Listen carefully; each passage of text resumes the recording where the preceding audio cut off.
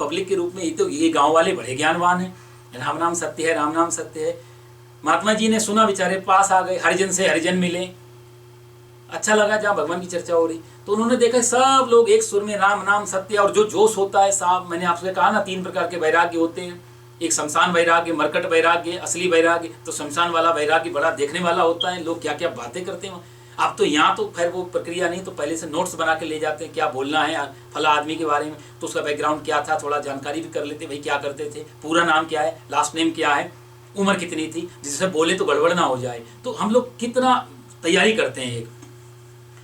खैर, तो लोग राम नाम सत्य है, राम नाम सत्य बोलते जा रहे। उसको महात्मा को बहुत अच्छा लगा, उसने बोला कि तुम सब लोग राम नाम सत्य है, राम नाम सत्य बोल रहे हो, पर जो ऊपर लेटा हुआ है वो व्यक्ति बड़ा अहंकारी लग रहा है, वो क्यों नहीं बोल रहा है, उसको भी बोलना चाहिए। तो लोगों ने फिर जो कहा आप लोग समझ ही गए। लोगों ने कहा कि हम साथ जीवित हैं, वो तो मर गया है। महात्मा जी ने तुरंत अपनी डायरी में नोट किया, जो राम नाम सत्य है नहीं बोलता, जो राम का नाम नहीं लेता, वो जीवन के रहते रहते जब ज्ञान को प्राप्त हो जाएंगे तो फिर राम नाम सत्य बोलने वालों की जरूरत भी नहीं पड़ती पीछे, फिर राम नाम सत्य हो ही जाता है जीवन में रहते रहते। इसलिए सन्यासी अपना तर्पण, अपना पिंडदान पहले कर लेता है, वो राम नाम सत्य पहले कर लेता है, फॉर्मेलिटीज की जरूरत ही नहीं है। अब कौन मुखाग्नि देगा, कौन चिता को आग लगाएगा, कौन पिंडदान करेगा, कौन, क्या जरूरत है इन औपचारिकताओं की जरूरत इसलिए पड़ी है कि हमने किसी के पिंड हटाए हैं, हमने किसी का तर्पण रोका है, हमने किसी के मुंह से निवाला निकाला है, तो हमें पिंडदान की जरूरत पड़ेगी। लेकिन जीते जी पिंडदान हो गया साहब, जीते जी पिंड मतलब शरीर दान कर दिया, ये तो पिंडदान है। ये चावल के और ये आटे के और ये सब बना करके पिंड, वो तो एक औपचारिकता है कर्मकांड। देखो गीता बोलते समय कर्मकांड का भाव बिल्कुल रखेंगे तो गड़बड़ हो जाएगी, गीता पे प्रवचन नहीं हो पाएंगे। कर्मकांड एक अलग सब्जेक्ट है और उसकी क्या वैज्ञानिकता है, उसकी क्या सार्थकता है जीवन में, वो कभी कर्मकांड पे बोलूंगा तो। लेकिन यहाँ पर यदि कहीं ना कहीं विरोध झलकता हो तो आप माइंड नहीं करना कि हम कर्मकांड के विरोधी हैं, खुद पंडित जी हैं, नहीं। लेकिन गीता के साथ अन्याय हो जाएगा यदि हम इसको मिर्च मसाला लगा के बात करेंगे, क्योंकि भगवान श्री कृष्ण युद्ध के मैदान में अर्जुन को बहुत बड़ी बातें बता रहे हैं। यहाँ कोई माला नहीं दे रहे हैं, कंठी नहीं दे रहे हैं, दीपक नहीं जलवा रहे, संग घंटी नहीं बजवा रहे, या पंडितों को बुला ले, नारियल फुड़वा ले, कुछ भी नहीं। यहाँ वो चीज दे रहे हैं जहाँ पीछे राम नाम सत्य होने वालों की तुम्हें लाइन की जरूरत ना हो, छाती में बाण लगे तो सीधा वैकुंठ चला जाए, बात ही खत्म हो जाए। इसलिए अर्जुन से कहते हैं, अर्जुन अपि चेतसि पापेभ्यः, कितना ही पाप तूने किया हो तो ज्ञान रूपी नौका में बस तू सवार हो जा। ज्ञान रूपी नौका में तू बैठेगा तो पार हो जाएगा। जैसे एक चींटी यदि जहाज में चढ़ जाती है तो उसको ना टैक्स लगता, ना टिकट लगता, ना कुछ लगता, ना कोई प्रयास करना पड़ता उसको, और वो भी पार हो जाती है। सर्वम ज्ञान प्लवेनैव व्रजनम संतरिष्यसि यथैधांसि समिद्धोग्निर भस्मसात् कुरुते अर्जुना। समिद्ध रूपी अग्नि, अग्नि को अग्नि, देखो मैंने फिर कहा ना गीता में भगवान के बोलने की कला, अग्नि शब्द नहीं दिया, समिद्धा, समिद्धोग्नि, समिद्धा, समिद्धा मतलब छोटी मुद्दे को, दीपक, छोटा सा दीपक ले जाके हम बड़ा कुछ जलाना चाहें तो मुश्किल है, कोई गीला चीज है तो दीपक भी बुझ सकता है, हवा बुझा सकती है छोटी सी, लेकिन यहाँ प्रज्वलित अग्नि, समिद्धो अग्निर, भयंकर अग्नि जल रही है जो अच्छे पावर में अग्नि है। तो ज्ञान वैसी अग्नि, ज्ञान कोई छोटी मोटी अग्नि नहीं है। एक हवा दीपक को बुझा देती है लेकिन जंगल की आग को भड़का देती है, हवा वही है।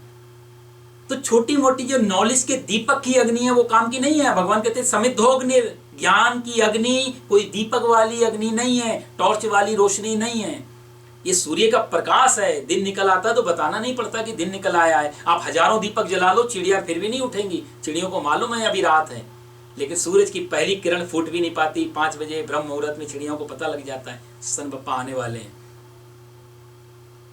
ज्ञानाग्नि सर्वकर्माणि, तो ज्ञान रूपी समिद्धोग्निर, अच्छी तरह से जो अग्नि है उसमें भस्मसात् कुरुते अर्जुना। इसलिए अर्जुन तेरे सारे जो पाप हैं, सारे पुण्य हैं, दोनों ही उसमें जल करके खत्म हो जाएंगे और तुझे फिर कुछ कर, तेरे पे कोई दोष नहीं लगेगा। जैसे मैंने आपसे कहा ये वाक्य कुछ ऐसे हैं व्यक्तिगत रूप से बोले गए हैं, सामाजिक रूप से नहीं। इसलिए सामाजिक में क्या कि बहुत सारे दिमाग हैं, बहुत सारे अपनी अपनी चिंतनाएं हैं, बहुत सारे क्वेश्चन इन श्लोकों पे उठते हैं। इसलिए अक्सर कई बार क्या होता है, गीता पे साधारण प्रवचन देने वाले लोग कहते हैं गीता सिर्फ बोलने आए, इन श्लोकों को छोड़ते हैं।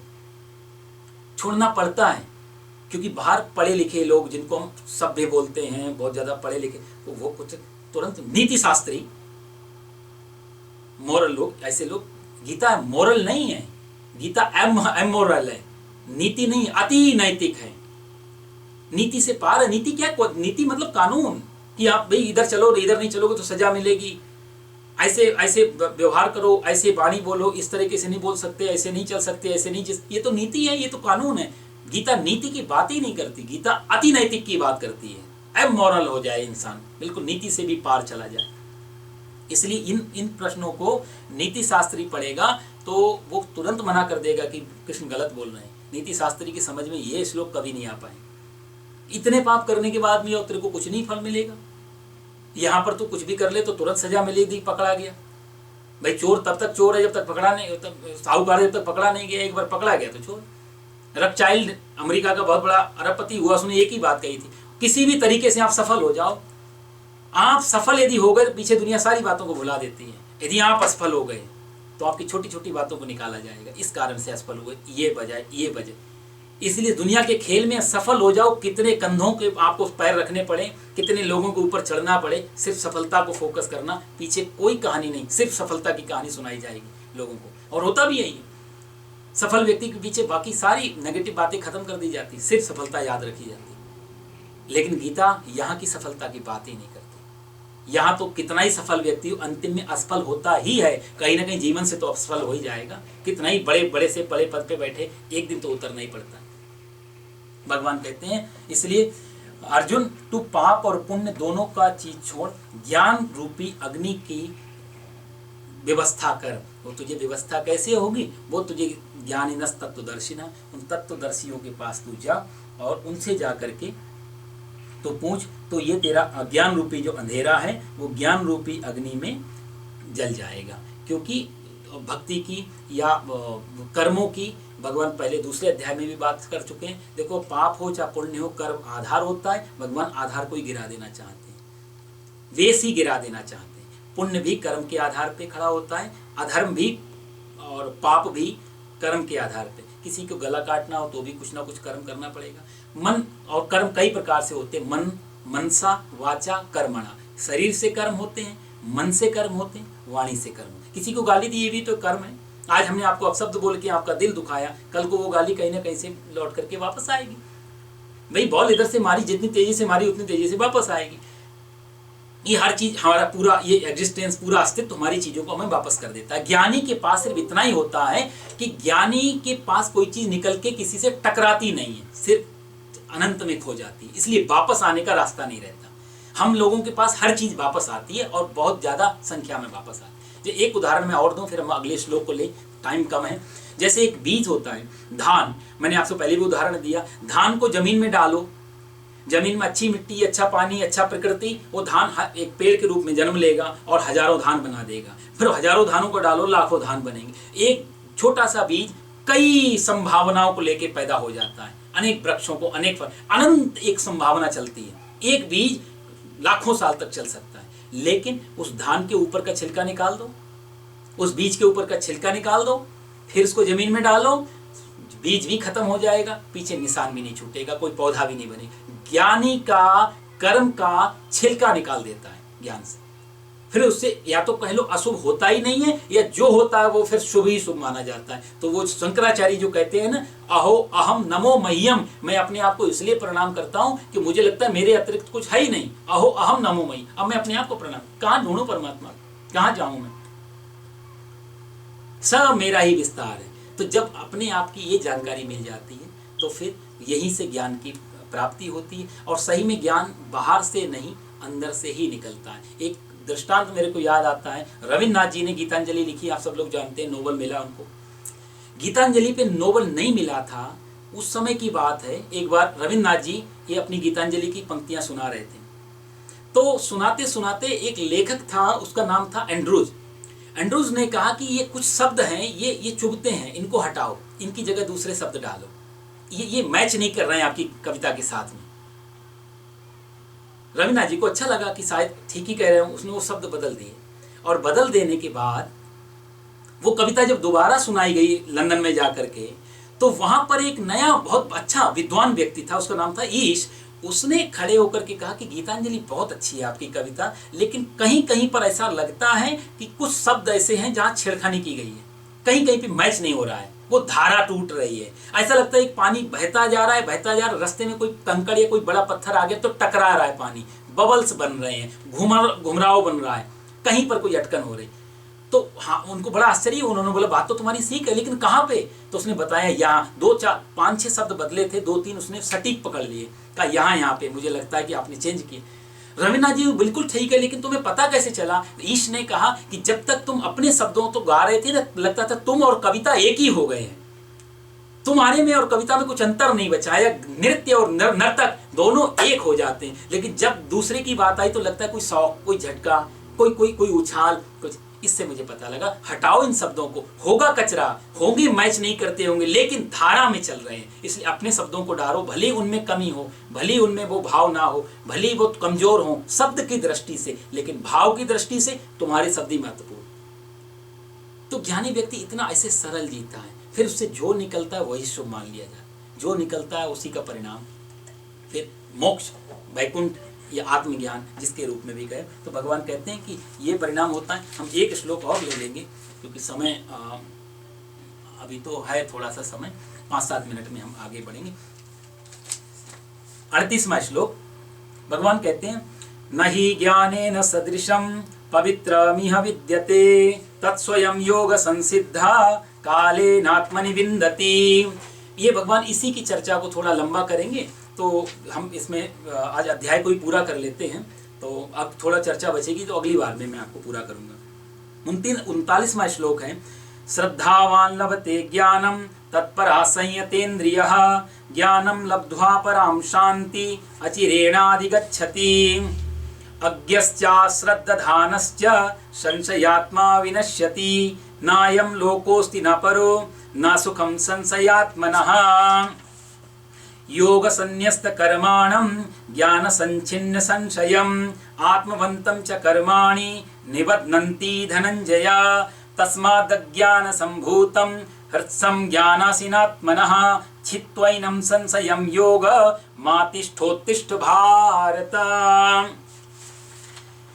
श्लोक महत्वपूर्ण है, लेकिन अब वही है कि जितना भी व्याख्या करो उतना ही कम पड़ जाता है हर बार समय, लेकिन चाहते थोड़ा शास्त्र की भी मर्यादा है तो थोड़ा सा इसको आगे बढ़ाएंगे। भगवान उसी धारा में चल रहे हैं कि अर्जुन न ही ज्ञानेन सदृशम,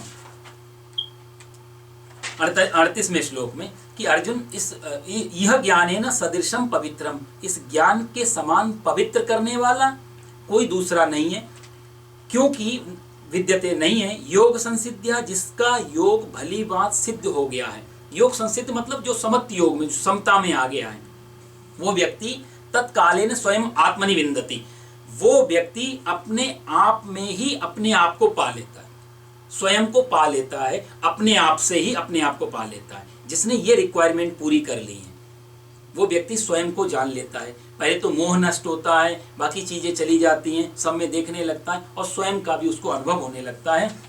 और अगले में भगवान कहते हैं श्रद्धावान लभते ज्ञानम तत्परा संयतेन्द्रिया। भगवान को फिर लगा शायद कि अर्जुन कहीं भूल ना कर दे तद विद्धि प्रणिपातेन वाले में, तो 2-3 कंडीशन भगवान इसमें और जोड़ रहे हैं कि कैसे मिलता है ज्ञान। बोला श्रद्धावान लभते ज्ञानम, श्रद्धावान व्यक्ति को, संयतेन्द्रिया जिसकी इंद्रिय, तत्परा अपने बस में है, श्रद्धावान है, ऐसा व्यक्ति तो ज्ञानम लभते, उसको ज्ञान मिलता है। और ज्ञानम लब्ध्वा, जिसको ज्ञान मिल जाता है, फिर पराम शांति, ज्ञानम लब्ध्वा पराम शांति, और अचिरेणाधिगच्छति, और वह व्यक्ति अचिरेण तत्काल उसी समय, चिरेण मतलब देर में, चिरकाल बोलते हैं चिरंजीवी लंबी आयु वाले, लेकिन यह अचिरेण बोलते हैं। अचिरेण तत्काल उसी समय, जैसे कि खौलते हुए तेल में हाथ डालो तो अभी जलेगा या बाद में, तत्काल जलेगा।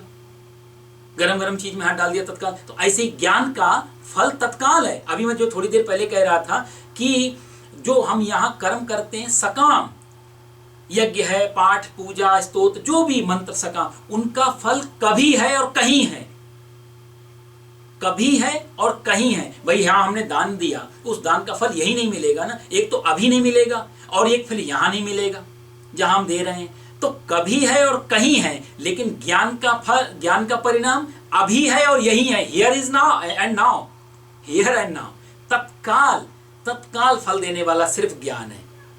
आज हमने कार खरीदने के लिए प्लानिंग की, कार आई तो तब कल सुख देगी, भाई अभी रात हो गई, कल चलाएंगे, लॉन्ग ड्राइव पे बाद भविष्य में। कोई भी सांसारिक चीज का सुख जो है वो फ्यूचर में है, पेंडिंग में पड़ा हुआ है। लेकिन ज्ञान रूपी जो चीज है उसका फल तत्काल मिल जाता है। तो कैसा मिलता है? ज्ञानाम लब्ध्वा पराम शांति, ज्ञान होते ही पराम शांति, परम शांति को प्राप्त हो जाता है। और अचिरेणादि गच्छति, और वो तत्काल मिलती है।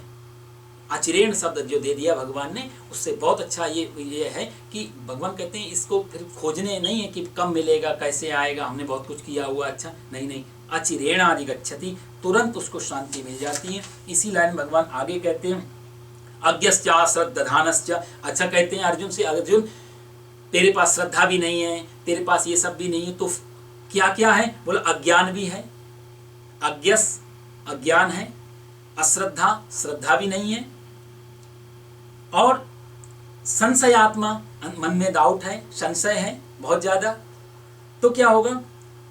संशयात्मा विनश्यति, तेरा तो पतन निश्चित है। और तेरा पतन निश्चित यही नहीं है, नायम लोकोस्ति न परो, न उस लोक में तेरा कल्याण है, न इस लोक में, न परो, न सुखम न संशयात्मा, न तेरे को सुख मिलेगा, न शांति मिलेगी, न स्वर्ग में मिलेगा, न यहाँ में। तेरे लिए दोनों के दोनों लोग खराब हो जाएंगे अर्जुन। किस कारण? यदि श्रद्धा भी नहीं रहा, अज्ञान भी नहीं रहा, संशय भी रहा।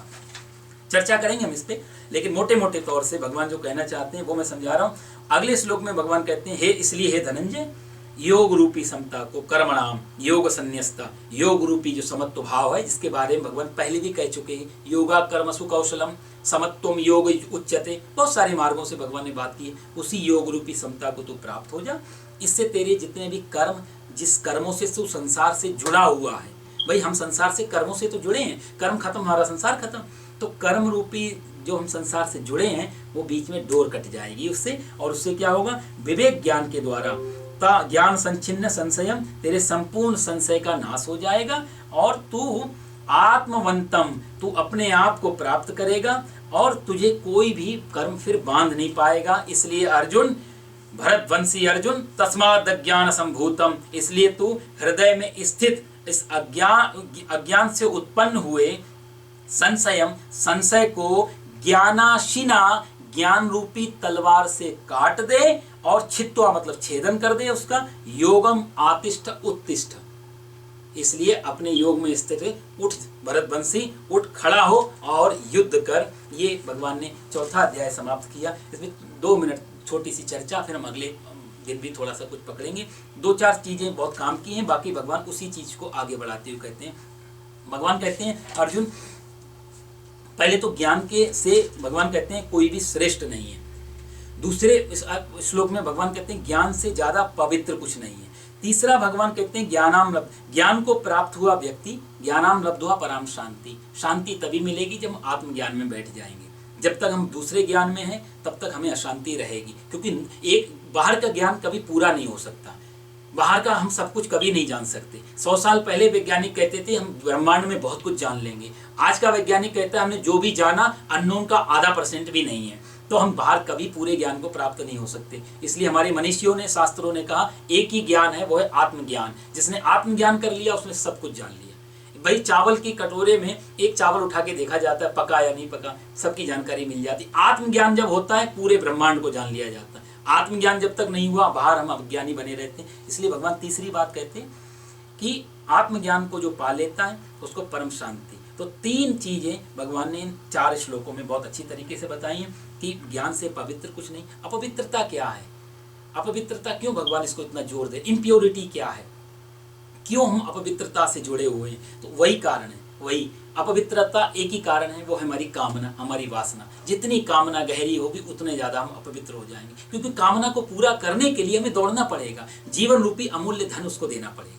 ये भी कहीं ना कहीं अपवित्रता लाए, और उस दौड़ से हमें जो भी हासिल होगा वो अपवित्रता को बढ़ाएगा, इम्प्योरिटी तो बढ़ाएगा हमारे, वो प्योरिटी नहीं लाने देगा। हम आत्मा से दूर होते जाएंगे, पदार्थों के नजदीक होते जाएंगे। इसलिए भगवान कहीं ना कहीं ये बात दे सकते हैं। और दूसरा भगवान कहते हैं ज्ञानम आत्मवंतम, ये ज्ञान तेरे अंदर से फूटेगा। इसमें एक लाइन बहुत महत्वपूर्ण है, वो समझने जैसी। ज्ञान मैं आपको चाहे अभी तो 40-50 घंटे से शायद मैं बोल रहा हूँ, मैं 1000 घंटे भी बोल लूँ फिर भी आपको मैं ज्ञान नहीं दे पाऊंगा। कोई भी शास्त्र, कोई भी गुरु, कोई भगवान स्वयं भी ज्ञान नहीं देंगे। ये भगवान बहुत बड़ी बात इन चारों श्लोकों की जो महत्वपूर्ण बात, ज्ञान कभी भी बाहर से नहीं दिया जाएगा, बाहर से सूचनाएं दी जाएंगी। मैंने आपसे पूछा वूस्टर कहाँ पे है, पोस्ट ऑफिस कहाँ पे, तो आप मेरे को पहुंचाओगे नहीं, आप कहोगे इधर से जाओ, ये रास्ता है। ये सारे शास्त्र, ये सारी चीजें हाँ रास्ता दिखाने वाली चीज। ज्ञान जब भी हुआ है, जिसको भी हुआ है, स्वयं से हुआ है, अपने अंदर से निकल के आया। इसलिए महात्मा बुद्ध हमेशा अपने शिष्यों से कहते थे, शिष्यों बात मेरी सुनो, मेरे पीछे मत पड़ो, अपदीपो भवा, ये उनका सबसे बड़ा फॉर्मूला रहा। आप मध्यम निकाय में देखो, अंगुत्रीय निकाय में देखो, धम्मपद में देखो, बुद्धिज्म की बड़ी से बड़ी किताबों में महात्मा बुद्ध ने चीख चीख के एक बात कही, अपदीपो भवा, मैं तुम्हारे लिए प्रकाश नहीं बन सकता, अपना दीपक स्वयं बनो, अपदीपो भव, अपने प्रकाश। क्योंकि जब भी उजाला मिलेगा तो तुम्हें तुम्हारे अंदर से ही निकल के आएगा वो प्रकाश।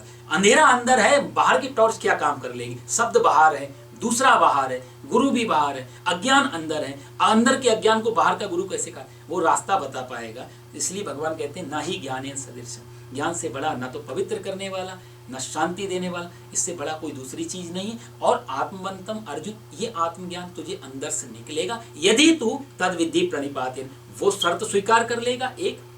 और 2 शर्तें भगवान ने और दी, श्रद्धावान लभते ज्ञानम, यदि तेरे अंदर श्रद्धा आ जाएगी। श्रद्धा के बारे में भी हम लोग थोड़ी 1 मिनट चर्चा करूं। श्रद्धा का नाम विश्वास नहीं है, मैं पहले भी कह चुका हूं, दूसरे अध्याय, तीसरे अध्याय। श्रद्धा का अर्थ विश्वास नहीं, विश्वास तो कहीं भी कर लिया जाता है, और विश्वास के पीछे अविश्वास खड़ा ही रहता है। भाई जहां पर हमारा बिलीव होगा वहां डिसबिलीव तो लगा रहेगा, तभी तो विश्वास करना पड़ता है। हम कहते हैं ना विश्वास करो, श्रद्धा करो ऐसा शब्द गलत है। श्रद्धा होती है, विश्वास करना पड़ता है। विश्वास किसी पे भी किया जा सकता है, बुरे आदमी पे भी विश्वास कर लिया जाता है। हम बोलते हैं एक आदमी बहुत, अब नादिर साहब बहुत ज्यादा दुष्ट है, विश्वास कर लिया, आपने मान गए, बिल्कुल आपने इतिहास पढ़ा है, वहां श्रद्धा की कोई जरूरत नहीं है कि आप उस नादिर साहब में श्रद्धा रखो।